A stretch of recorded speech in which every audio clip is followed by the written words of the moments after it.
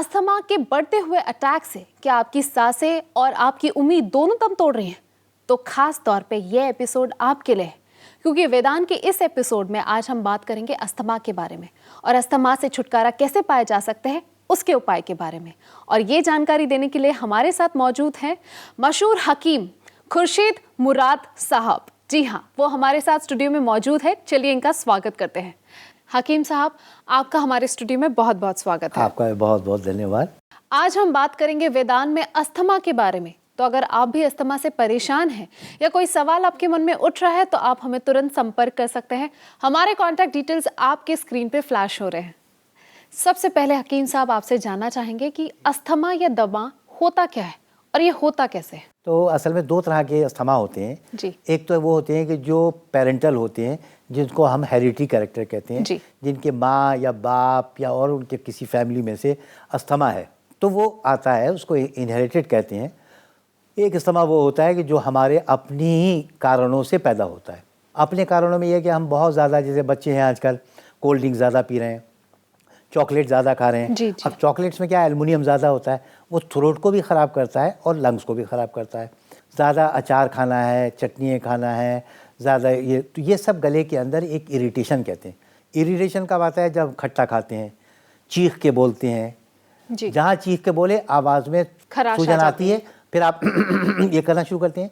Actually वो pharynx के अंदर एक स्टिकी कफ है जो डिस्चार्ज करता है। हमें लगता है कि हमारा गला ख़राब है, हम बात करने से पहले करा, जी। उसको क्लियर किया, फिर बात कर लें। यही कफ जब नीचे उतर जाता है तो लंग्स में जैसे शहद की मक्खी के छत्ते होते हैं, जी। छोटे छोटे छोटे खाने होते हैं जिनको हम एल्वोलाइज कहते हैं, जी। ब्रोंकोल्स कहते हैं उनको। ब्रोंकोल्स में जहाँ सूजन आई उसको हम ब्रोंकाइटिस कहते हैं। जी। जब ब्रोंकाइटिस ज़्यादा दिन होने लगती है तो फिर ये अस्थमा में कन्वर्ट होना शुरू हो जाती है। ये ब्रोंकोल्स सुकड़ना भी शुरू हो जाते हैं कभी कभी। अब उससे धचका लगता है, खांसी आती है, तो ये अस्थमा का एक है। एक है कि आपको एलर्जी हो रही है, हमें धूल मिली, हमें खांसी आ गई, हम स्मोक कर रहे हैं बराबर, तो वो इनहेल कर रहे हैं हम लंग्स के अंदर। जी। जब लंग्स में इनहेल कर रहे हैं तो लंग्स में इरिटेशन आ रही है, जी। उसकी वजह से कफ बनता जा रहा है और अंदर हल्के हल्के जो एल्वोलाइज हैं उनमें सूजन आती जा रही है। जी। अस्थमा क्या है कि जो लंग्स हैं वो पूरी तरह से हमारे, जैसे हमने खोला तो ऑक्सीजन अंदर गई, बॉडी की जितनी कार्बन डाइऑक्साइड है वो निकलती है, हम इनहेल कर रहे हैं, एक्सपेल कर रहे हैं, इसको हम एक्सपेंशन ऑफ द लंग्स कहते हैं। ये किसी तरह से बिगाड़ पैदा आ जाए तो उसको हम अस्थमा कहते हैं। अगर किसी को अस्थमा है, डेवलप हो चुका है, तो इसके सिम्टम्स क्या है? कैसे पता चलेगा कि अस्थमा हो चुका है? जब बच्चा पैदा होता है तो उसको नमोनिया का इफेक्ट आता है, उसके लंग्स चलते रहते हैं, सीटी बोलती है, उसके लंग्स के अंदर एक गड्ढा पड़ने लगता है क्योंकि उसके लंग्स पूरी तरह से ऑक्सीजन ले नहीं पाते हैं। डीप ब्रीथ करता है तो लंग्स यहाँ से अंदर चले जाते हैं, उसको यहाँ एक बहुत बड़ा एक पैच पड़ जाता है, तो वो उसको नमोनिया भी कहते हैं, बाद में लोबर नमोनिया भी कहते हैं, और वो लंग्स बच्चे के एक्सपेंड नहीं कर पाते हैं जी। और फिर बच्चे का बहुत ज़्यादा ये लगता है कि चेस्ट ऊपर नीचे जा रहा है। सबसे ज़्यादा कि लंग्स में बहुत ज़्यादा ऑब्स्ट्रक्शन जो है वो ज़्यादातर अस्थमा में ही होती है। तो एक तो बच्चे से पता लग गया कि वो पैदा होते ही पता लग गया। जी। एक ही है कि किसी ने अपने सिगरेट स्मोकिंग ज़्यादा की, उनके ब्रोंकोल्स के अंदर वही इन्फ्लेमेशन आया, ब्रोंकाइटिस आई, उससे फिर उसको हम एलर्जिक ब्रोंकल अस्थमा कहते हैं। जी। कि उन्होंने किसी कारण से अपने अंदर कर दी, पहले वो एलर्जिक राइनाइटिस होती है, फिर फायरेंजाइटिस, फिर एलर्जिक अस्थमा। अब वो अस्थमा होने के बाद वही सिम्टम मैंने बताया कि डीप ब्रीथ करता रहेगा आदमी, रात में खांसेगा बहुत ज़्यादा, किसी भी थोड़ा सा काम करेगा उसका पर्सपायरेशन होगा, और एक ओल्ड डिजीज़ होती है जिसको हम COPD कहते हैं, जी। Chronic obstructive pulmonary disease. जी। इसमें जो लंग्स के साथ जो नालियाँ जा रही हैं उनमें सूजन आना शुरू हो जाती है और उसकी वजह से ये शुरू होता है। और फिर उसके अंदर क्या है कि जहाँ मौसम बदला और वो अटैक आया और फिर लंग्स में पूरा फैल जाते हैं, सांस वैसी आती चली जाती है। और इसी के बाद एक और, जब ओल्ड डिजीज़ हो जाती है तो इसमें एक सफ़ेद तरह का मास बढ़ जाता है। जैसे कभी आपका कटेगा तो ये नॉर्मल नहीं आएंगे सेल, एक वाइट सेल आएंगे इसके अंदर, उसको फाइब्रोसिस कहते हैं। वही लंग्स में बढ़ना शुरू हो जाते हैं, तो जब वो बढ़ेंगे तो लंग्स की अपनी कैपेसिटी घट जाती है, तो सांस नहीं आएगी, सीटी विजिंग साउंड शू शू बोलेगा, फिर वही ब्रोंकोलाइटिस लेते हैं, फिर जाके कहीं थोड़ी देर काम कर पाते हैं।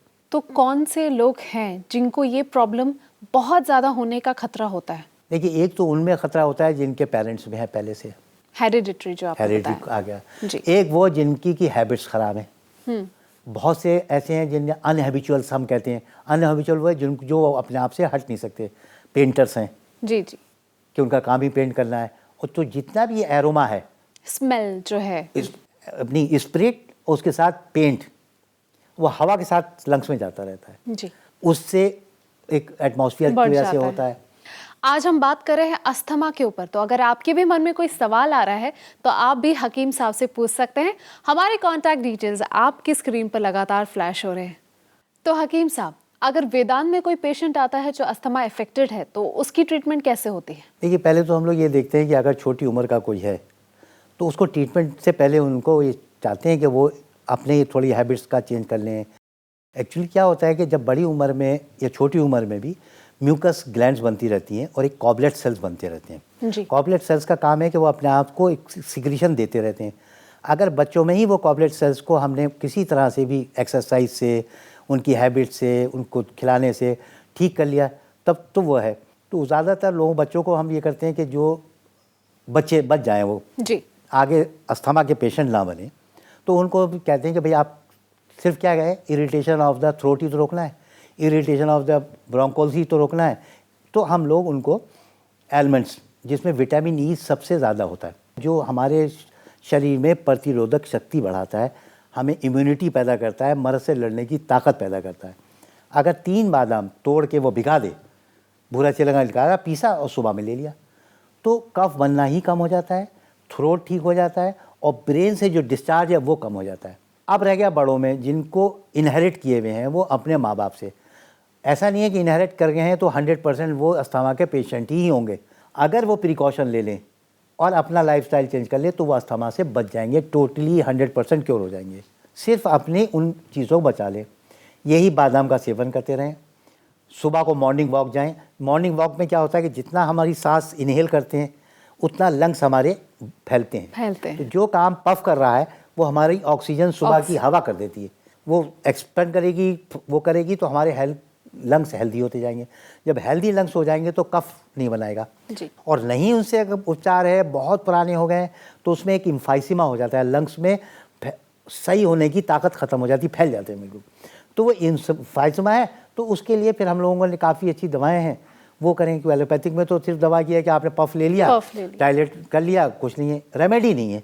ये सिर्फ सिम्प्टोमेटिक ट्रीटमेंट है कि आपने कोई चीज़ ली, फॉर ए टाइमिंग उसको कर लिया, उसके बाद फिर वहीं विक्टिम के विक्टिम रहे। हम लोगों के यहाँ जो दवाएं हैं वो उसकी लंग्स को हेल्दी करने के लिए हैं और वो टेंडेंसी उनकी ब्रेक करने की है। तो जो इमरजेंसी अभी आपको पफ की पड़ रही है वो उन दवाओं के थोड़े सेवन के बाद हल्के हल्के बॉडी में इतना रेजिस्टेंस और लंग्स में इतनी पावर आ जाती है कि फिर वो उस इमरजेंसी में नहीं जा पाता, फिर हल्के हल्के क्योर होता चला जाता है। और बहुत से लोग ऐसे हैं जो कि बिल्कुल नॉर्मल हैं और उनका ये अस्थमा भी वो है। सिर्फ ये है कि आपको उतना प्रॉपर ट्रीटमेंट लेना है, प्रॉपर गाइडेंस लेनी है और उसके बाद उससे आराम हो जाएगा। तो पफ जो है वो तो एक इमरजेंसी है और is not a cure, is only symptomatic treatment. तो देखा आपने कितने सिंपल तरीके से इन्होंने समझा दिया कि अस्थमा होता कैसे है और इससे बचा कैसे जा सकता है, और अगर किसी को अस्थमा हो गया है तो उसे क्या करना चाहिए। थैंक यू सो मच हकीम साहब, आपने अपना कीमती समय निकालकर हमारे स्टूडियो में आए, हमारे व्यूअर्स को इतनी सारी important information the. Thank you so much. आपका भी बहुत बहुत बहुत शुक्रिया। प्राचीन ज्ञान और विज्ञान का योगदान है वेदांत, जहां नेचुरोपैथी के जरिए अस्थमा जैसे क्रॉनिक डिजीज को भी क्योर किया जाता है। अगर आप भी संपर्क करना चाहते हैं हकीम साहब से तो आप कांटेक्ट कर सकते हैं। हकीम साहब और वेदांत की पूरी टीम आपकी मदद के लिए तत्पर है। हकीम खुर्शीद मुराद से कोई भी सवाल पूछने के लिए आप हमें संपर्क कर सकते हैं। Vedant India 136/A civil lines, circuit house crossing, Bareilly 243001। हमारे फोन नंबर्स हैं 08881333777, 0581606337। हमारी मेल आईडी है dramid@vedantclinics.com, consult@vedantclinics.com। हमारी वेबसाइट है www.vedantclinics.com। दोस्तों, एक सेहत भरी जिंदगी कैसे जी सकते हैं, इस इंपॉर्टेंट मुद्दे के बारे में बात करने के लिए आप और हम फिर मिलेंगे वेदांत में। तब तक के लिए हमें दीजिए इजाजत। अगले एपिसोड में इसी खुशी के साथ, इसी सेहतमंद जिंदगी के साथ। तब तक अपना ख्याल रखिए, क्योंकि हमें आपकी फिक्र है। For more videos, subscribe to our channel, Care World.